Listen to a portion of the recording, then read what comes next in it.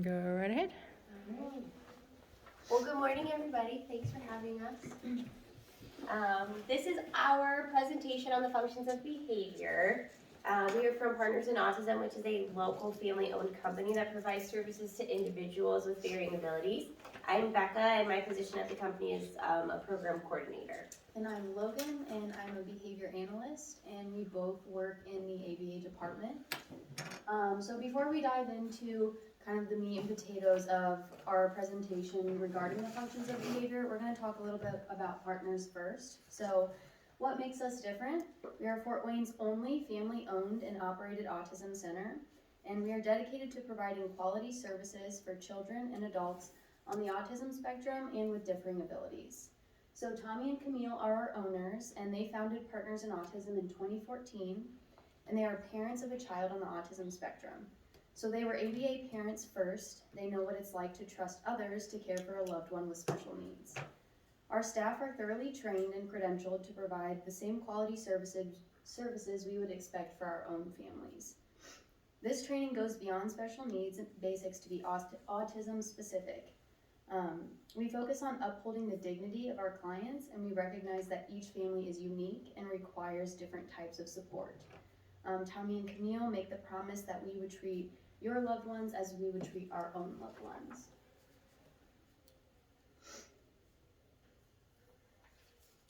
So over the past 8 years, Partners in Autism has seen a lot of growth with the intention of providing services throughout the entire lifespan.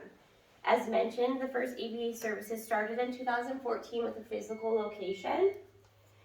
In 2017, it expanded to employment services, which provided support to individuals looking for guidance and support when entering the workforce.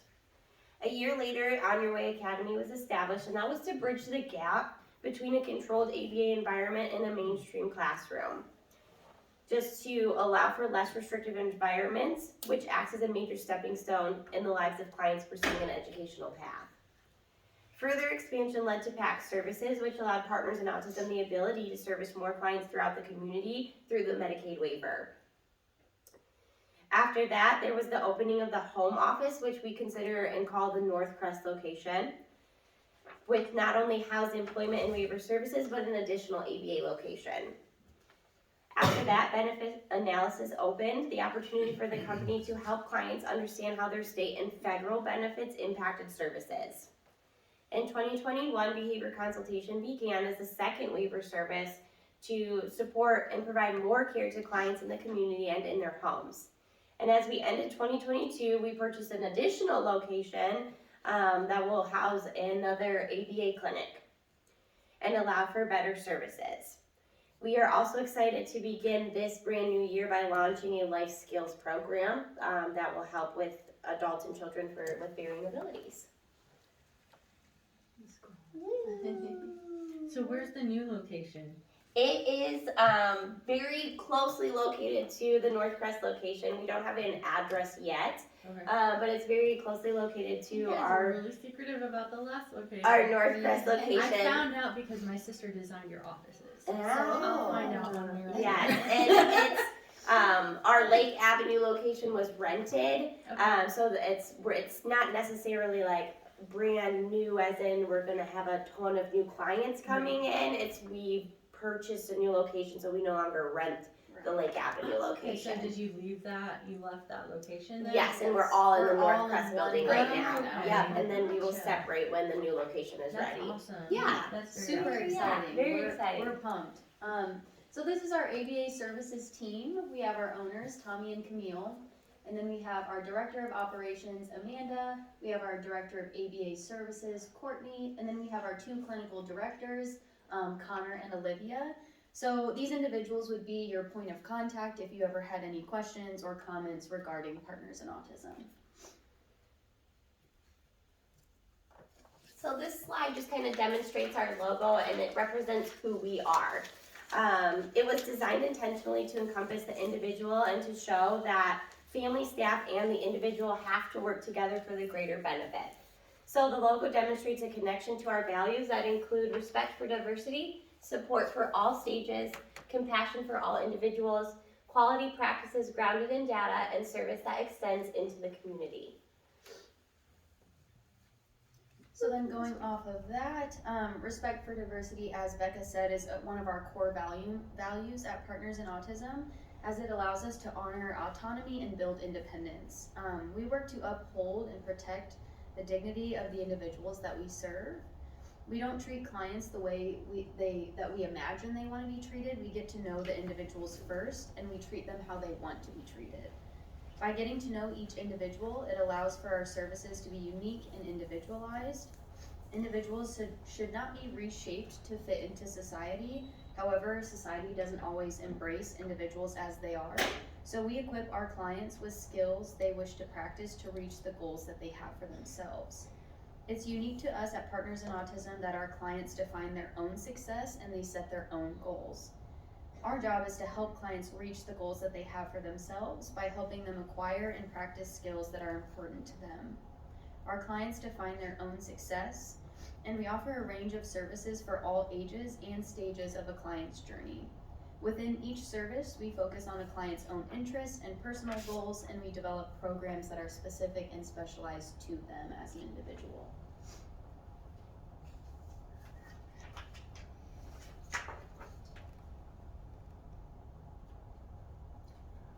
So as we kind of mentioned, we do have several services, and the goal is to provide care, support, and learning to all stages and ages. So we're going to go over a couple of our services a little bit more in depth. So first is ABA therapy, so that's applied behavior analysis, and it's a form of therapy that uses individualized programs to teach functional skills to improve overall quality of life. So those are those two locations I was talking about. We have clients that come in and we work on individualized one-on-one therapy for those kids. And then we have employment services, which provides career discovery, skill assessments, and on-the-job support and other aid for individuals navigating the career paths. So we really take their interests into consideration. If they want to go and work at a grocery store, if they want to learn how to stock books at a library, we're really going to hone in on those skills that they want to learn, and we follow that path with them. And last is PAC services, which really goes hand in hand with a lot of our other services. And this assists the clients in acquiring and maintaining daily life skills and social skills in a more natural setting. So think like your community settings, your grocery stores, your libraries, different things like that, even like water parks and things in the summertime. But we also do in-home things as well. Like they'll go in homes and assist clients and just kind of generalize those skills all around. So then we have some additional services as well, starting off with behavior consultation. This consists of our master's level behavior consultants that teach new skills and appropriate behaviors to individuals with differing abilities. This is also kind of like PAC services where it branches out to multiple settings. So they might be in the home, at work, at their work, in the school, or in the community. And then we have On Your Way Academy, which Becca kind of talked about a little bit already. This is our transitional classroom embedded within our ABA services. It's managed by a licensed elementary educator. And this is a unique environment where children can practice skills needed to successfully transition into a typical classroom. Lastly, we have various social groups for all ages where our trained staff can facilitate communication and spark connections in a supportive, accepting environment. Social groups kind of come and go depending on the season and participation. As of right now, we have multiple groups associated with our PAC services that are oriented towards social goals. And if you have any further questions regarding our social groups, you can contact groups@partnersinautism.com. If you'd like, I can give you that email at the end of this as well.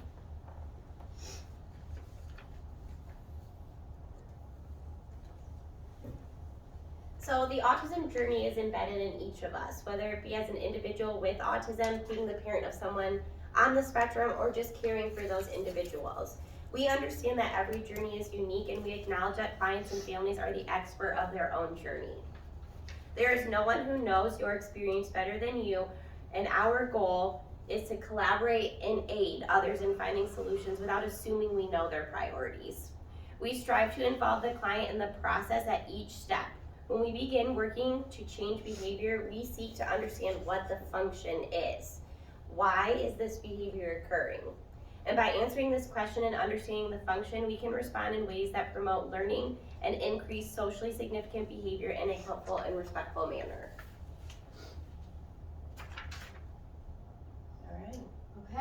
beautiful segue into the functions of behavior. So this is what we're going to be talking about for the rest of our training here. So what is behavior? This is literally any action done by a living organism. So some examples: eating, drinking, driving, making dinner, reading a book, having a conversation, things like that.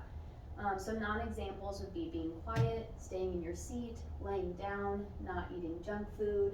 But every behavior has a purpose, whether it's a desirable behavior or an undesirable behavior. They all have a purpose, and we call those functions. So Becca's going to tell you a little bit more about that. So when we're looking at the function of behavior, there are 4 primary functions that we will assess and consider. The first is attention.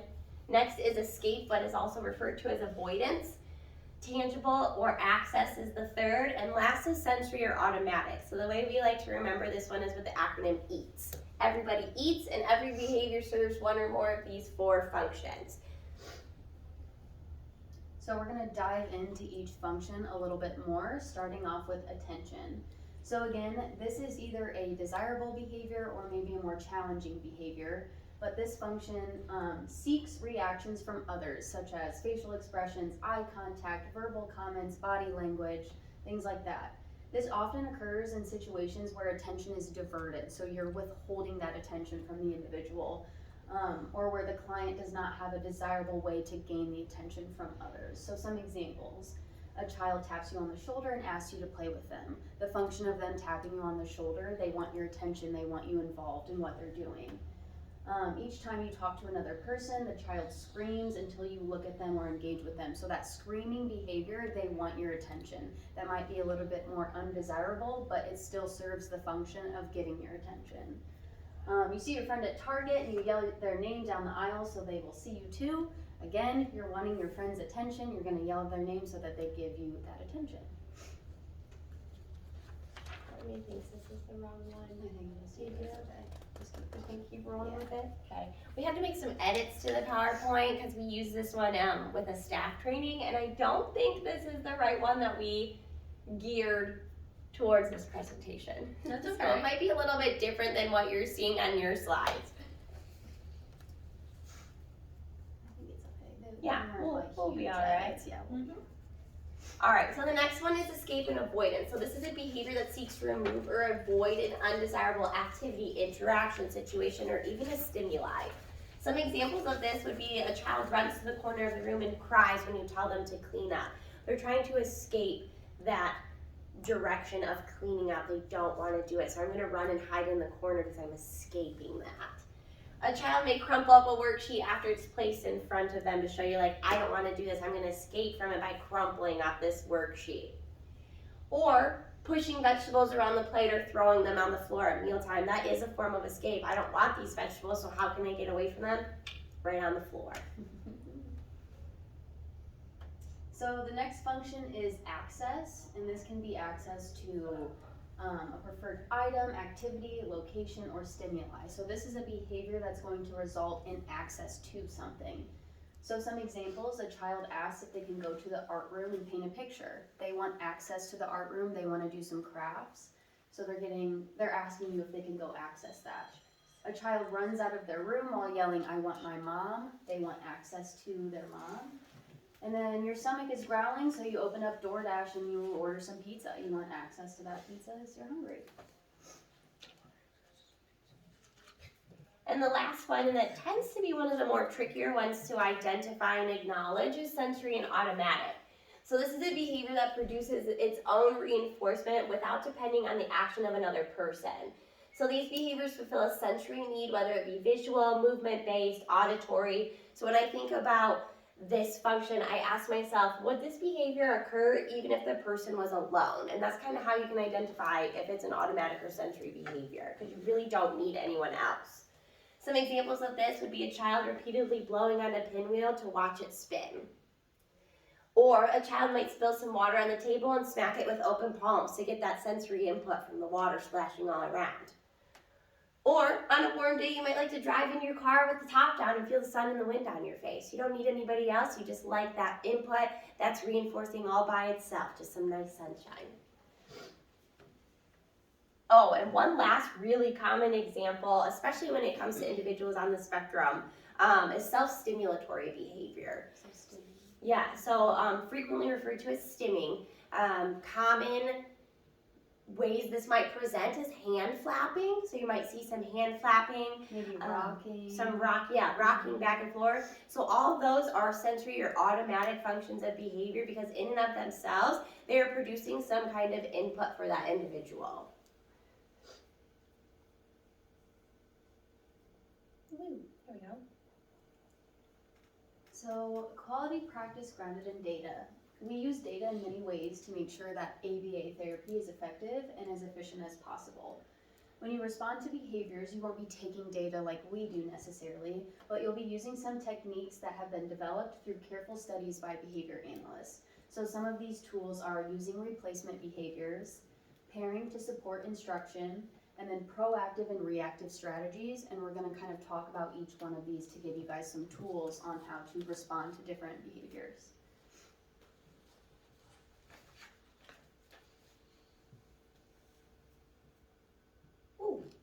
Okay, so this slide is talking about replacement behavior.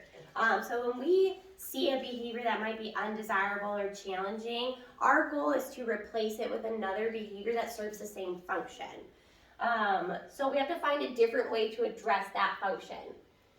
So some examples of this may be a child is screaming your name for attention. So a replacement behavior would be to teach them to say excuse me in a conversational tone. It still serves the same function. Both are seeking attention, but one is a little bit more desirable than the other. Or a child might pinch you frequently to escape from washing their hands. They don't like washing their hands. They might not like the soap. They might not like the water. It takes too long. They just want to escape from that task. So something you could offer is having them ask, hey, can I use hand sanitizer instead? That's a replacement. It's still serving the same function, and we're still washing those hands. Something that might be relatable is maybe you have greasy hair and you don't want to wash it. You're escaping the shampoo cycle. You don't want to deal with it. So a replacement behavior for that, a little bit of dry shampoo. Same thing. All right, so pairing and instructional control. This is super important, and this is something that is ever evolving that you will always be doing with individuals. So pairing is the process of combining a person, place, or items with the things that the individual already enjoys. When pairing with another person, this builds and maintains rapport with the individual. So some examples. You might play with a toy next to an individual to show that you have the same interest as them. So if you see a kiddo playing with a truck, you might grab a truck and play next to them to kind of show, hey, like I'm interested in what you're interested in. You hear them singing a song, a preferred song, so you start singing along with them, again showing like, hey, I'm interested in what you're interested, we have some common ground here. So a really cool sort of thing we like to compare it to is pairing with others is like keeping a balloon as full as possible. At the beginning of your time together, you're filling up this balloon by pairing. You're doing all of these fun things, you're doing things that they like, and with each demand, a little bit of air is let out of the balloon. I'm gonna scroll this down just a little bit.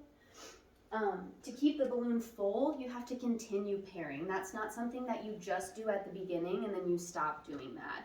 So like I said, the little bit of air is released from the balloon every time you're like, hey, we're gonna do this worksheet, or hey, we're gonna go over here and we're gonna wash our hands. So to keep that balloon full, after those things, you're gonna continue to pair and have fun with them and engage in activities that they like to engage in. So just to go off that a little bit, oh my goodness, this is being so finicky. Here we go. So how would you know if you were paired with an individual? Sometimes it's not that simple. Just as it is to build a relationship with anybody, you might be like, ooh, that person's a little bit hard to get through with. Mm-hmm. Other people, you're like, we're best friends. This was easy, I got this. And that's just how it is. Not everybody clicks, and sometimes it takes a little bit more time. So how do you know when you're paired? How do you know when that rapport has been built? The individual might start approaching you. Maybe they're like, ooh, we do like the same things. I'm going to go up to them and ask them to do things with me. They might orient themselves towards you, something as simple as that. Maybe they're just kind of like, yeah, I don't really want to be here. And they notice you're playing with something that you know they like, and then all of a sudden they're turning towards you, and they're just like, oh, maybe I do want to be here. The individual responds when you speak. So when you're talking to them, like maybe they're responding in some way. This could be verbally or non-verbally. So they might be like, yeah, that's cool.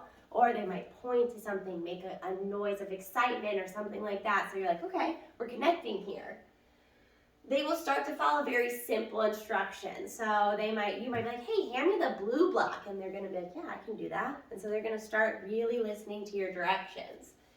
Or they will go to you to receive reinforcement. They want you to give them the good things. That's kind of how we consider it, as like when you're pairing and you're building rapport, you should be seen as the giver of good things, so that they'll want to follow instructions. They'll want to do things that you ask them to do because they know that you've built that rapport with them, and they are excited to receive things from you, play with you, hear you sing their favorite song, do jazz hands, whatever it is that they super like.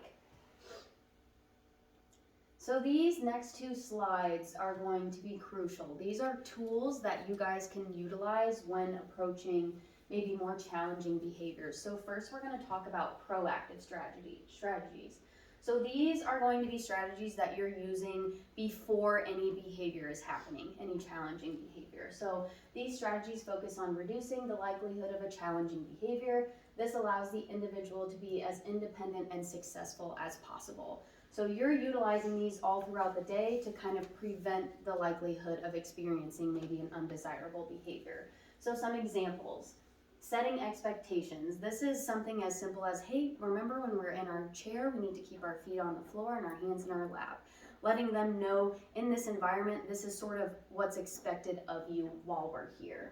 Previewing is huge. So previewing how much time is left with an activity, especially if it's preferred. So maybe they're playing with blocks or coloring or something, and you might be like, hey, we have 2 more minutes of coloring, and then we're gonna go do something else. That way they know, okay, this is what's coming up next. Same thing, previewing what activity is coming up next. So not even just like, hey, we have 2 more minutes, but this is what we're gonna do afterwards. Just so that, again, they get an idea of, okay, this is what I'm doing, but I'm gonna go do this in a little bit. Just sets them up for success for like a more seamless transition. And then providing choices. This is huge. This just gives them a little sense of control and autonomy, and it can be something as simple as, do you want to play with the blue truck or the red truck? Do you want to do a math worksheet first or a reading worksheet first? Giving them choice in every little thing that they do gives them a sense of, okay, cool, like I can choose which one I want to do, and might make, again, those transitions a little bit more successful. And then one that we use quite a bit in ABA are first then statements. And this looks something like, first we're going to wash our hands and then we can go paint. So you're pairing maybe a more undesirable task with something really fun afterwards, so that they can say, okay, I have to go do this, but afterwards I get to go do all of the fun things. So maybe it's, hey, we're gonna sit here and read for 5 minutes, and then we can go blow bubbles or whatever it is, or we can go to the sensory room or something like that. So pairing something that maybe they don't want to do with something really fun, so that they're more likely to complete that undesirable task first. Did you want to talk about do's, not don'ts? Yes, and then a big thing too is using do's, not don'ts. So if they're running in the hallway, instead of saying, hey, don't run, and using kind of that negative connotation, you might say, hey, let's use our walking feet together. So something that you want to see them do, rather than delivering more of a reprimand saying like, hey, don't do that. Don't yell while you're in the lunchroom. Don't run in the hallway. More like, hey, let's keep a quiet voice, or let's use our walking feet. So using more positive first language when you're interacting with these individuals. Good call. All right, so the next slide is about reactive strategies. So Logan just mentioned that proactive strategies are tremendous tools that can help reduce the likelihood of challenging behavior. And those are the things that we're gonna do first. We're gonna do in advance. But what does happen when maybe we do experience a little bit of challenging behavior or undesired behavior? We also have to have tools of how to assist individuals when that occurs. So reactive strategies are actions, responses, or planned interventions in response to a challenging behavior. So we call these de-escalation techniques. So when escalation occurs, we need different tools to help individuals. When they become escalated, we need to think, how can I help decrease this escalation? I like to think of it as a staircase. So when it comes to de-escalation, this process should take one step at a time. No one truly goes from distress to calm in one fell swoop. It's gonna take some time to come down when we're feeling upset or angry. So here are some steps and strategies that you can use to help the individual get back to that calmer behavior. So the first one is called help. The individual is using challenging behavior to express a need or want. They need some sort of help, and you can identify that. So our first strategy here is going to cue them. So give them the words to request what it is that they need or want. Maybe I see Logan is really struggling with her empty water bottle and she's starting to get so frustrated. So I can look at Logan and be like, hey, you can say, I want more water. And she's gonna say that back to me. I'm like, great, let's go get more water. So I'm teaching her that her words have power. The next, again, is provide choices. This is both a wonderful proactive strategy and a great reactive strategy. So when we provide choices, we allow individuals to give a sense of control. And it can be something, even if it's specific, like we need them to sit in a chair, but something as simple as saying, do you want to sit in the blue chair or the green chair? So they're still going to follow through with what's needed, but they have that little bit of control. Next would be to prompt a request. Something as simple as saying, like, do you need help, or what do you want? How can I help you? So just letting them know that you are there and that it's as simple as that, as acknowledging that they need something. So the next category is, actually I wanted to talk about some replacement behaviors here really quick. So something that can be praised that takes place of a challenging behavior here. So we're talking about maybe they're running away, so instead we're gonna praise them when they sit down. Different things like that. So the next one is prompt. So this is individuals using challenging behavior and is becoming a little bit more escalated. Usually when we start to get a little more escalated, someone coming up to you and saying, hey, how can I help you, might make you more frustrated.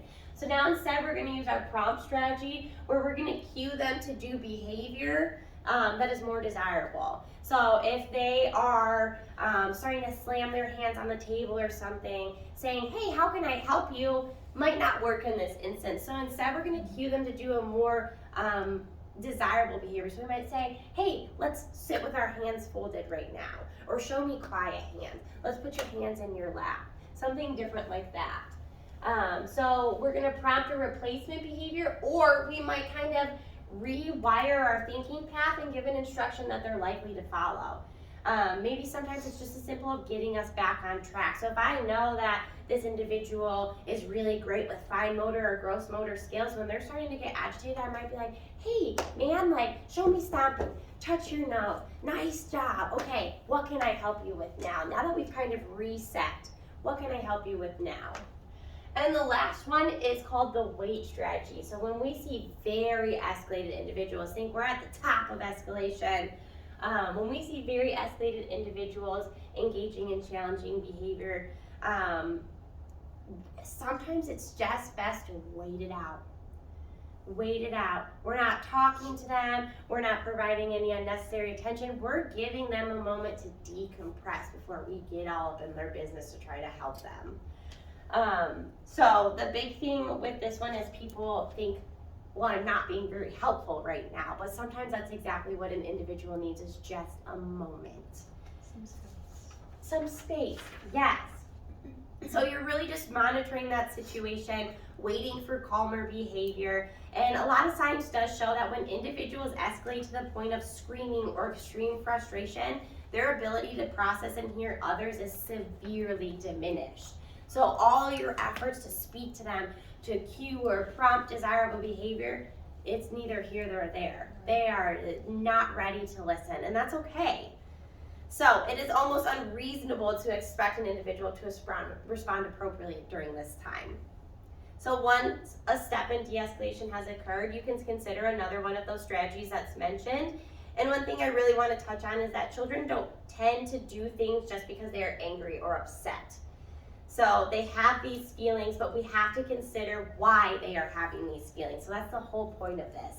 Every behavior has a function. Yes, you might be upset, you might be angry, you might be frustrated, But when we identify what the function is, that is how we can help. So the feeling is the expression, and the function of the behaviors where we learn to promote that learning and communication. So that's how we can help with those reactive strategies. So that's pretty much the bulk of what we were here to present today. So service that extends to the community, that's you guys. So thank you for being part of our community. Thank you for wanting to learn more, and thank you for letting us serve you. And at this point, do you guys have any questions? We talked about a lot of things. Lots of things. Do you have any questions that can be specific towards your program or just in general based off the things that we covered? You guys have any questions? No, not really. Yeah, I mean, So, specifically for new kids, we have new kids coming in. I've got 2 new stacks of paperwork from families who are wanting to bring their kids into the program. We asked them for 2 weeks to allow our staff to, or our team to work together to prepare for them to come in. And we usually talk to the teachers, and we have a child coming in, here's what's going on with them, so that we can work together for that child to come in.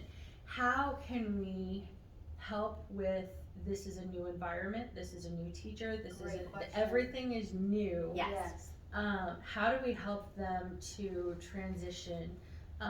The only thing that we've been able to do with one child is to bring them in on a non-church day so that they can see Love the that. facility. Yes. But that was with an older child who was a little bit more oriented, so that they weren't stressed about what they're gonna see and what they're gonna do. We kind of went through the process. So that's one of the options that we have.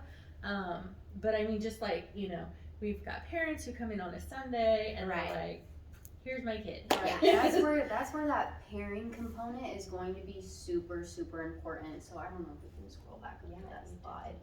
But so pairing is basically just getting to know the individual. So before you're gonna be like, hey dude, like sit down, here's a worksheet, this is what we're doing. That's a little bit too much, especially for a new environment. So you want to get to know them, even if that's just observing them, if they don't want you in their space quite yet, just kind of observing them, following along and seeing what they're engaging with. Maybe they really like to color over here, so you're gonna kind of maybe color next to them, or I don't know, you gave a really good example of like how that pairing process works, but I would say focusing on pairing first is going to be huge, and I love that you are able to let them come in on a non-church day, maybe when it's not as like crowded and there's not a bunch of people and things going on. So offering that, I feel like, is important too. That way they can see the space. Okay, this is where I'm going to be when I come here on Sundays or whatever it may be. That way they get to know, okay, this is the environment I'll be in first, rather than just like diving right in. But if you want to talk about pairing a little bit more. So when it comes to that pairing aspect too, I kind of had like a series of steps that I like to take when I don't know an individual. So the first thing that I'll do, as Logan mentioned, you don't really want to place any demands or place any expectations at that time. You're so new and novel to that person, it would be kind of silly to expect them to just immediately follow your directions. So you're kind of just gonna follow them around, see what they're interested in, and kind of just take notes of different things and really kind of observe. So my first step to be a little less invasive is just to narrate what they're doing. So if Logan's wandering around looking at things, I might be like, oh yeah, that's a fire truck. They go, wheel, wheel, wheel, that's super cool. Like just narrating like, hey, I'm in your space and I see what you're doing, but I'm not gonna get too invested yet because I don't want you to just be like, get away from me. So narration is a really great skill to start with. And then we kind of dive into that parallel aspect. So now I'm going to do things that you enjoy next to you, but not with you, because we don't have that rapport yet. You might not want me touching the things that you're interested in yet or anything like that. So I'm going to be parallel to you. You color your page, I'll color my page, but I'm still going to narrate what we're both doing. My pony has purple hair. Ooh, it looks like your pony has blue hair. That's super cool. What's your favorite color? And just kind of start building that rapport next to them. And once you've kind of seen, like maybe they're showing those signs that you're paired all of a sudden, like something simple where you're like, okay, we're connecting here. Like maybe now they're coming up to you with their pony picture and you're like, ooh, okay. or they're orienting themselves to you. They're like, oh, you're talking about my pony? Cool. And so now this is where we can start being more cooperative, where it's like, I'm going to color on your page with you, or I'm going to put blocks on your tower with you. And now you're really starting to connect on a deeper level. So the biggest thing is you can't just dive in too deep too quickly. You have to give time. Right. So the biggest thing is really getting to know that individual, making a list of things they really like, following them around, played with the car 3 times, played with bubbles 10 times, like really finding their interest. So when it is time to start placing direction and it is time to start setting those demands, you can use those reinforcers and things that you've learned about to your advantage now. Hey, first we're gonna go sit over here and then we can go play with bubbles. And now they've trusted, like, I know you know me and I know you know what I like. I'll listen to your direction because I know you're gonna give me those things. Does that answer your question a little bit? Yeah, absolutely. Good. And then I feel like another component when you get to that cooperative stage of pairing where like maybe you're coloring on their page now, just sprinkle in some real simple demands like, hey, can you hand me a blue crayon? Like something small like that where it's not like, hey, we're gonna go like sit over here for like a structured activity, but like just sprinkling in like small demands within things that they like, or hey, let's stack the red block next, or let's color the pony's tail pink, or whatever it may be, but sprinkling in maybe really light demands within a preferred activity helps set you up for more success when you do have to go into those bigger demands, if you will. And another thing that can be very beneficial, as you said, you get like stacks of paperwork and like all that stuff, and you want like a 2-week process is speaking with their caregiver, their primary caregiver, parent, whomever, and just like getting a little background knowledge. What do they really like? What kind of things can I see if What don't they like? Yeah, what don't they like? What kind of things can I see if I present them with something they don't like, to kind of prepare yourself as well. Just so that you're prepared and ready for those things, so you're not super caught off guard. I'm trying to think. I had another idea and I just lost it. Bummer. It'll come back. It'll come back. To add to that, on the pairing, Yeah. when you have a child come in and they do like certain things, Mhm. is that something that you guys encourage? Like, what if they really love the stuffed animal? Yeah. Are they allowed to bring that tangible item with them to touch, to feel, to comfort them in those moments that they may feel stressed? Yeah. I mean, I know that. So it's kind of like a little bit of a Situation. double-edged sword there. So we don't ever want to punish them for Yes. feeling the feelings that they feel.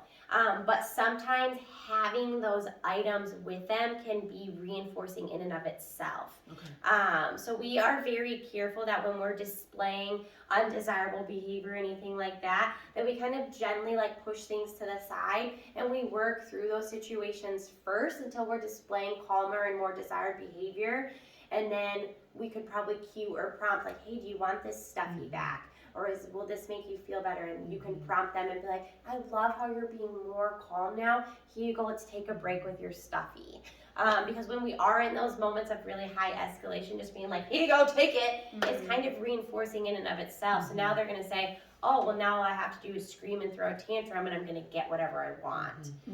So you kind of have to find like those replacement behaviors, like, hey, let's calm down super quick, And then and then we can have this or back. maybe even like prompt a more appropriate request. Like instead of screaming, teach them to say, hey, like I really want my stuffed animal right now. Perfect. Love that you asked so nicely. Here you go. And then take it from there. But if it is like a coping strategy, like if it's something that's like soothing to them, absolutely. Like I would say offer that, you know? Yeah, definitely. Like if they're just a little bit uncomfortable or overwhelmed or stressed and you're like, hey, like would your stuffed animal help you right now? Maybe we're in those like mild stages of escalation. Would your stuffed animal help you right now? And they're like, yeah, and you're like, great, like let's go grab that. And so that's okay too. Like it's okay to have like, we have lots of kids that have different items like And that. that might come from the parents too. Does Right. it soothe them, Right. or does it kind Right. of make it harder Right. for Or them is to it- get back to where they're at? Exactly. Yeah. Yes. Good question. That was a really good question. Yeah. Since I was late, I was wondering, the protective strategies, Proactive. is that, us protecting them or their own protective strategies against, people in their space? So that one's actually proactive strategies. Oh, I read it wrong. Yeah, no Okay. worries. So those are just things that we would use before we see any undesirable behavior maybe Okay. coming to light. So just setting expectations, previewing with individuals of what's coming next or what to expect, just to kind of let them know what's going on and how to head off any maybe like challenging behavior that might spike up. Okay, thank you. Yeah. Good questions. Yeah. Anything else? Any like specific examples or like anything that you might like? You had a pretty specific example, which is great. Anything else you can think of?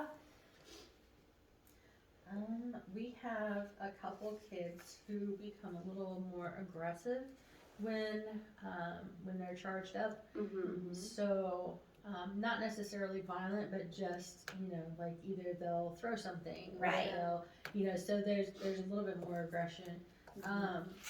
So how would we handle that if it's already escalated and Right. now we have a situation? Yeah, so the big thing too is coming back to what do you think that function is of that behavior? Are they throwing things because they want to escape what they're doing? Are they throwing things because your attention is not on them? Are they throwing things because they said they wanted to go to the sensory room and you said no? So it kind of does depend on what the function is, but really a good starting place with that is to reduce any attention.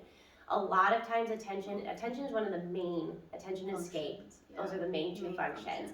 So just to reduce any attention. So monitor without making direct eye contact. I really wouldn't speak to an individual during those moments until I saw some de-escalation. And just providing space, backing up, giving them some space, kind of just like, all right, I'm gonna let you kind of simmer. And then when I see you de-escalate a little bit, we can talk a little bit more about that. But it really does come down to what you think the function might be. So if it's access to something, once they do calm, you can be like, hey, if you wanted to go to that sensory area, you can just say, I really want to go to the sensory area. Right. Or if you think it's escape, you can say, I want a break right now. Sure, we can take a break before we go do that activity or something like that. So when they're in a group of kids and they're escalated, how do we cut through that? It feels like there's like a big thick wall there. How do we cut through that to say, okay, hey, let's find out what's going on here? I would say if you're able to, like if it's a group and one individual is amping up a little bit and there's other kiddos around, for safety purposes, if you have that option, I would say get the other kids out of the area to give that individual some space and maybe work through that on their own. If that's not an option, I would maybe even just say to try to separate the two, like have all the other kids go to one side and him or that individual go to the other side and work through it. But that attention component comes in. So when there's a bunch of other kids around, a bunch of eyes on, the individual, that attention component can easily be reinforced. So they're seeking that out. So removing those individuals to let them kind of simmer on their own, I feel like would be a good. And just depending on the individual, sometimes just being like, hey, like it looks like you're a little bit upset. When you're ready to talk about it, you can let me know that you're ready. So we kind of let them know, like, we're still here for you, but when we're in this phase, it's not something that we can really assist with. So just letting them know that you are available, but we need to see signs that you are ready to talk about it. And then you can kind of jump into some of those other reactive strategies as well. Okay. Yeah, So it's kind of a tough question. Right. And so what if it's something that's more reactive to what happened? It's not necessarily an attention seeker, Right. but it's like, off the top of my head, just looking at crayons, my blue crayon broke, and now I'm really upset. Yeah. And it's not necessarily an attention thing, but Yeah. now he's just like throwing, or he or she Super upset. is just throwing stuff Right. on the floor and knocking everybody else's stuff off. Just that. Yeah, that so again, that's gonna be that removal of yourself, giving some space, kind of letting the decompression come. And then if you know, like, we're upset because that blue crayon broke, so you can do like one of those prompt strategies. You can be like, hey, you can say, I want another blue crayon. And then when they say that, grab another blue crayon, like, thanks for letting me know in such a calm voice. Here is another blue crayon. Yeah, so if you can, that's like you've identified what the issue was there, what the function was. So once we get to a little bit more calm, just prompting or cueing that behavior you want to see. So that's your replacement behavior. Instead of swiping all this stuff all over and throwing it around, instead, it's as simple as saying, excuse me, I would love another blue crayon. And so now in the future, it's going to be more likely that that individual, instead of whipping stuff all over the table, is going to be like, oh no, my crayon broke. Oh, oh yeah, last time I just asked for one, let me just ask for another one. Okay. Yeah. So I've had a buddy that liked to escape. I don't think he comes here to church anymore, but to not give him attention. Well, I don't walk that good anyway, so I'd always send somebody else to go get him. But if that's their thing to get attention, is it better for me not to give that attention and send somebody else, or how do you deal with de-escalating somebody that slips out of the room? Like, and they're good at it, they're fast. Yes. But, Little elopement. Yeah. yes. So are they getting out of the room to escape a task? I don't. The issue with this person was they wanted their mom. So the mom was always in the nursery helping. So he escaped to get to his mom's. Like the bathroom was like down a small hallway, and then he'd go say, I have to go to the bathroom, and then there was another room on the other side, and they'd get out. So, but the mom was good. She would always bring him back. But that's how he got the attention from the mom. I would so say, how do you like? I would say, so he wants access to mom. A replacement behavior instead of just dipping out of the room. If he's able to go see mom, I don't know if that's allowed, but if he is, just saying, hey, can I go say hi to my mom really quick?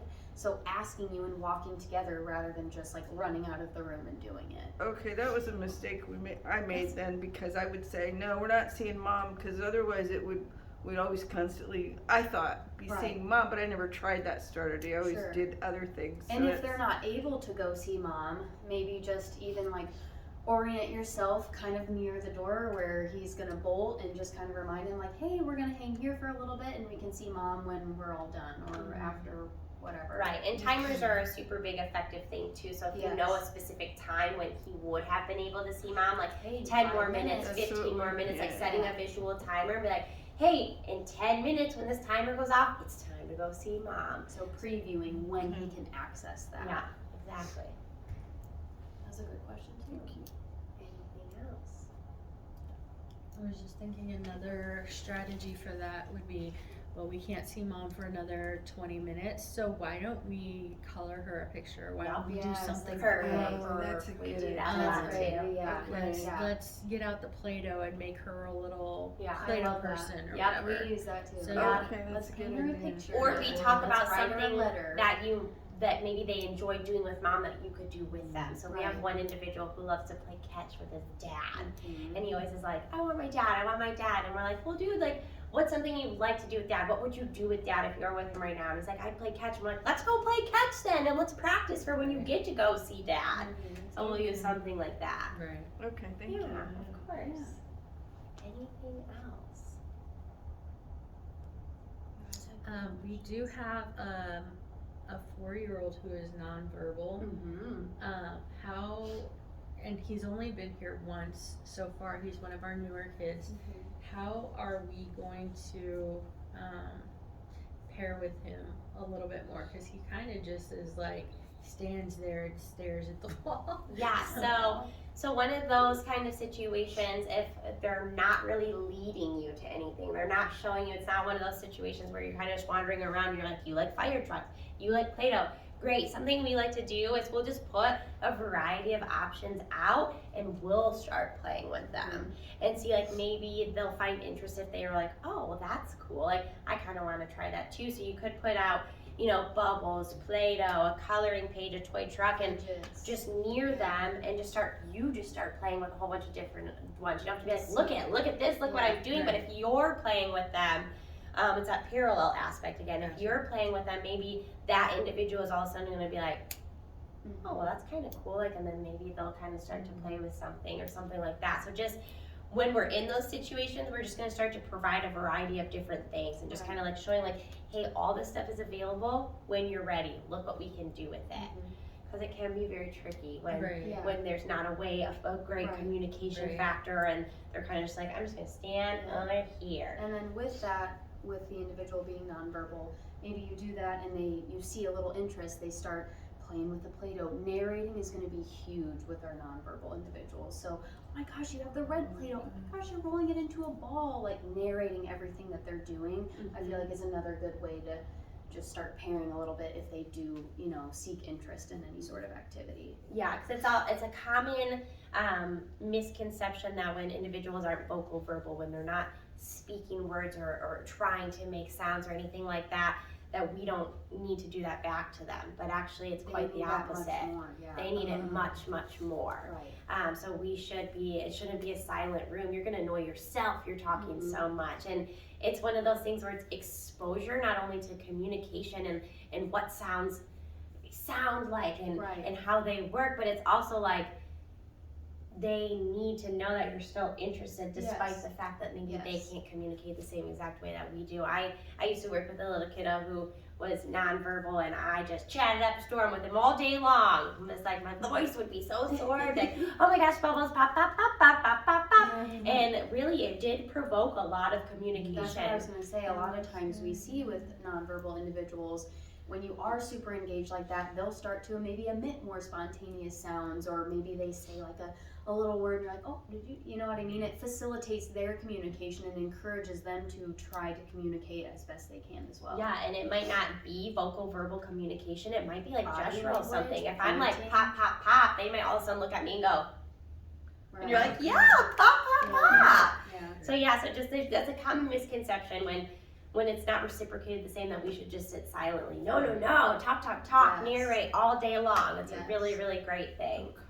Even if when that individual is just staring at the wall, narrate just what you're doing. Or what's on the wall. Yeah. Gosh, 'cause you got some cool things in there, that magnet board, the little astronaut thing, narrate what they're looking at maybe, or. Yeah, and it can seem silly and it can seem strange sometimes, but like even if I was just sitting here staring at this wall, I might just be like, oh wow, that's a really cool texture. Look at the colors, it's kind of orange and white. Like really just grasp at straws sometimes and just see what happens. That's good. I like that. Anything else?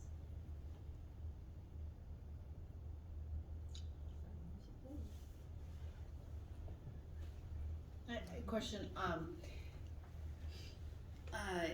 is it the misconception that they are not, I don't want to call it a fan, but they want to be touched, that it can overstimulate them if you want to go in and hug them? It's very person very specific. individual. Okay. So it is not uncommon that autism or other varying abilities come with sensory defensiveness. But some require that sensory input. Okay. Like we work with kiddos who like kind of like a more rough play, or they like squeezes or things like that. So it is very individualistic, and that's the whole thing of getting to know the person first to see, okay, do they like this? Should I keep space? Do they want the squeezes? So and you'll kind of pick up on that too as you pair more and you identify that individual.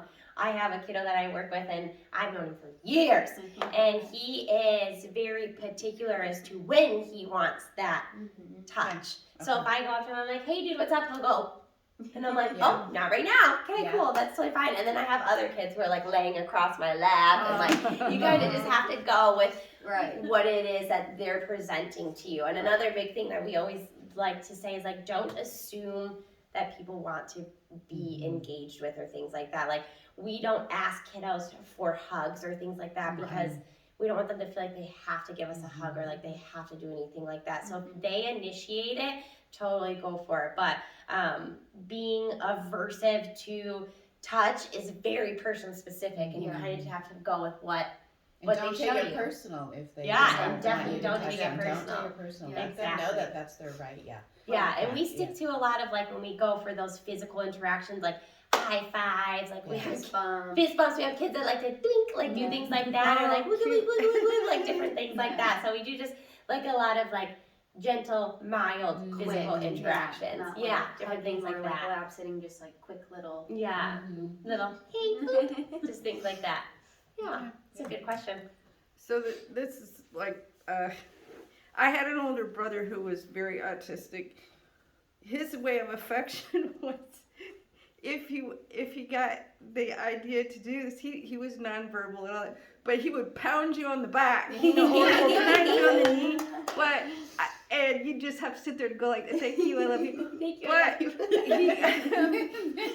But we wouldn't do that back to him. But every But that now was and then his he way would of- come and lay his head on our shoulder. He was an older brother. Yeah. But like he was always on the move, like never. Yeah. So my question is, are there some kids that they don't realize how hard they're? 100%. But yes, you should not do that back to them because I Yeah. don't think he ever realized how. Right. Yeah. He was older than me, so I just learned. Right. I just learned to go. Okay, yeah. Yeah. Thank A you lot so of much. them for don't know that. their own strength, you know. Yeah. And that's Yes. like a great learning moment for anyone. Like I know, like my brother who was neurotypical. Like sometimes he'd be like, "What's up, sis?" I'm like, "Dude, whoa." Yeah. Mom. So like sometimes you just use that as a learning moment. So Yeah. brothers That's coming up to good you and too. they're like, "Bah, bah, bah," you're like, "Hey, like it's so good to see you. Let's use gentle hands," and I can kind of prompt like, Yeah. "That's so much We more never gentle. did that Thank one, but that would you." have been Yeah. I didn't know back then. I didn't. Right. We didn't You're know just all like, that "Ah, stuff. So. I love you. Thank you."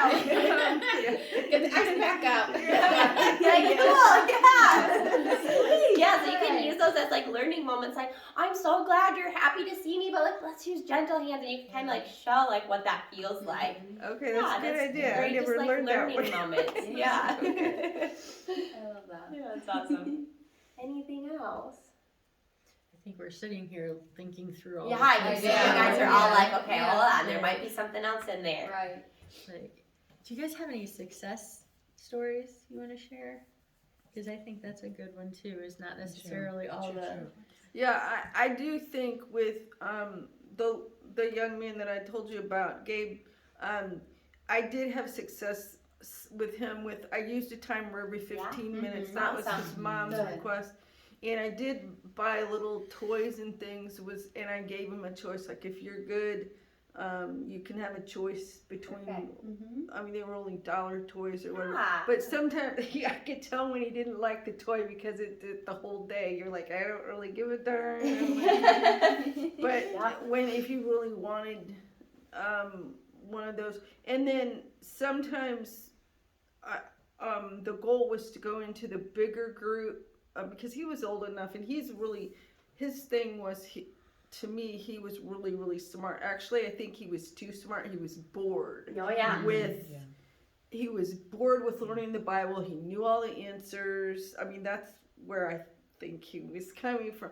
And there was times when he would go into the big group and he did really well, and other times he would just be bored and just start causing, ruckus. So it was kind of, to me, hit and miss to try to figure out what he was really doing that day. And sometimes I think it had to do with home, because there was one day when he came in and now his mom, he has a really good father figure now. I think that, but for a while he didn't. And one day he just came in and was banging his head on the wall and said, "My dad doesn't love me," which I didn't know quite how to do all that because it was something from home. Yeah. So, but for the most part, it was really good with the 15-minute timer on my phone, and it worked really good. So Yeah, that's awesome. How would you redirect the headbang?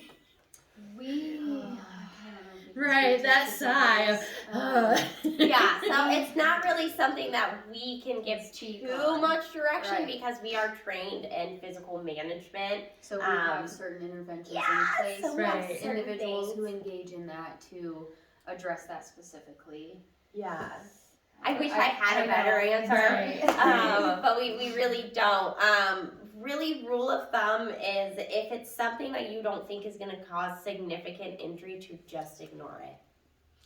To just ignore it. Yeah. He wasn't hurting himself. Okay. It was It was more attention. of it was a tension Sure. thing. Yeah. So if it's And I not did too- kind of ignore it. I'm Yeah. like, Yeah. in my brain, I was thinking, "Oh, he's really good."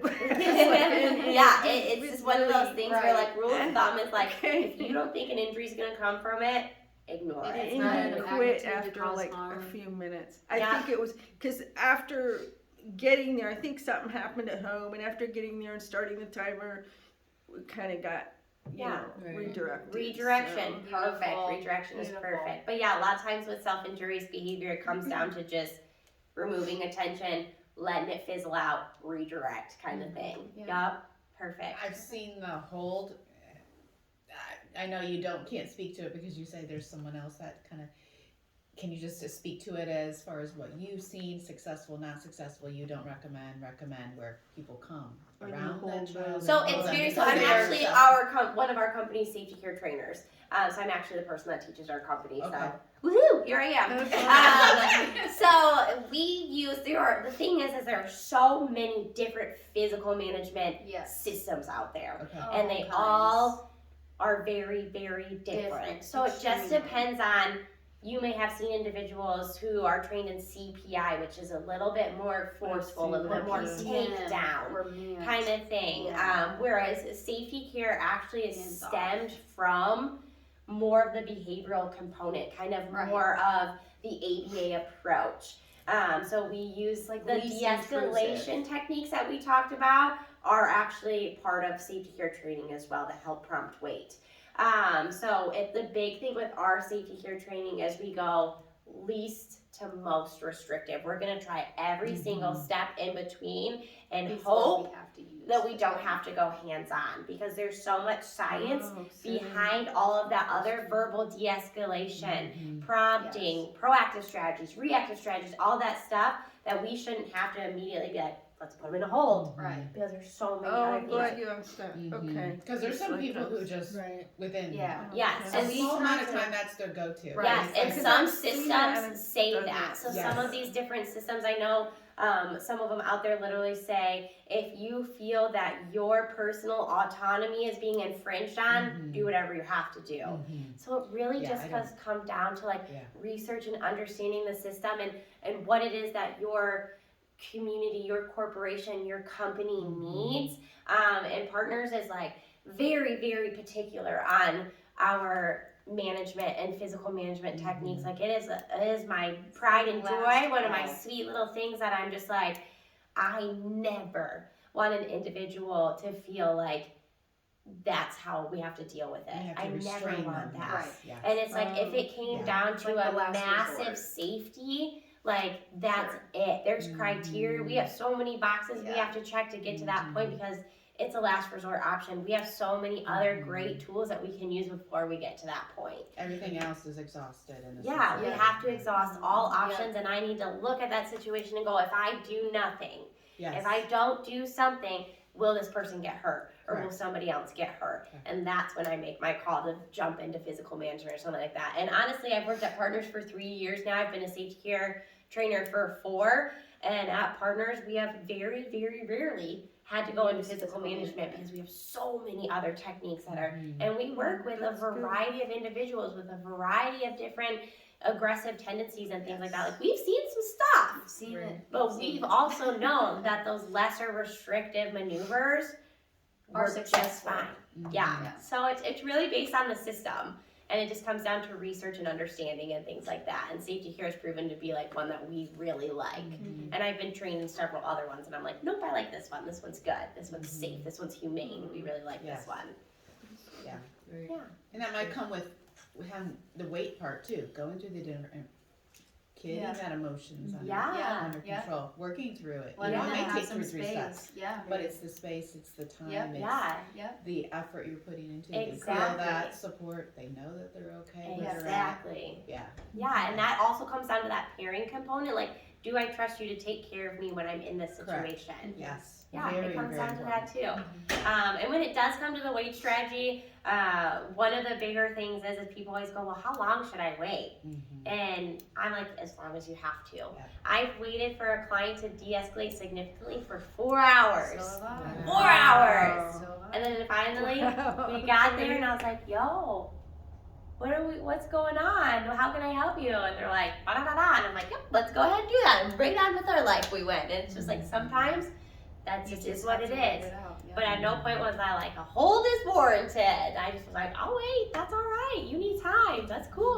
My patients are like, woohoo. So when you waited for 4 hours and then you redirected them, did they not escalate for 4 hours? Like, did you that decrease and decrease because they started to trust you and all that? It's kind of like, so I talk about de-escalation as that staircase, right? And so a lot of times, like, we might start in those 4 hours, we might like see some step downs, And so like I might put in different techniques, like now I might be prompting different behavior, or cueing replacements or something, and now we've escalated a little bit more because they weren't quite ready for that. So it's kind of like that back and forth, like sometimes you have to try and it might work and you might go down the escalation a little bit and then maybe you go back up a couple more. So that's typically why wait sometimes takes so long, is because you're like, oh, I think we're to a calm spot and we weren't really calm enough yet to try one of those other strategies. So yeah.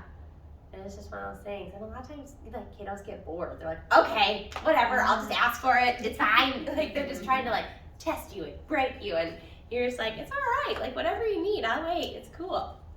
So, yeah. Anything else?